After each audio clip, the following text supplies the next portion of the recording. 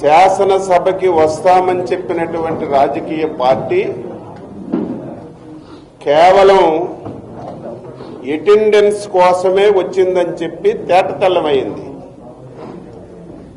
60 రోజులు పోతే శాసన సభ్యత్వాలు కోల్పోతారు,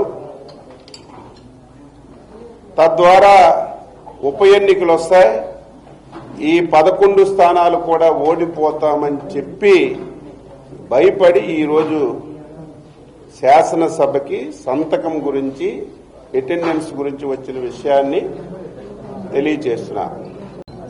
శాసనసభకి వస్తామని చెప్పినటువంటి రాజకీయ పార్టీ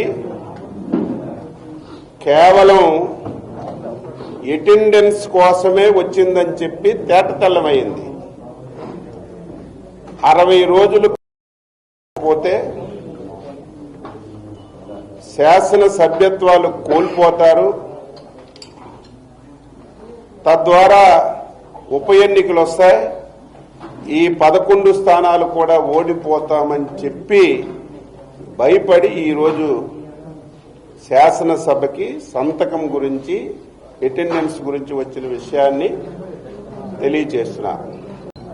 శాసనసభకి వస్తామని చెప్పినటువంటి రాజకీయ పార్టీ కేవలం అటెండెన్స్ కోసమే వచ్చిందని చెప్పి తేటతెల్లమైంది. 60 రోజులు పోతే శాసన సభ్యత్వాలు కోల్పోతారు, తద్వారా ఉప ఎన్నికలు వస్తాయి, ఈ 11 స్థానాలు కూడా ఓడిపోతామని చెప్పి భయపడి ఈరోజు శాసనసభకి సంతకం గురించి అటెండెన్స్ గురించి వచ్చిన విషయాన్ని తెలియజేస్తున్నా. శాసనసభకి వస్తామని చెప్పినటువంటి రాజకీయ పార్టీ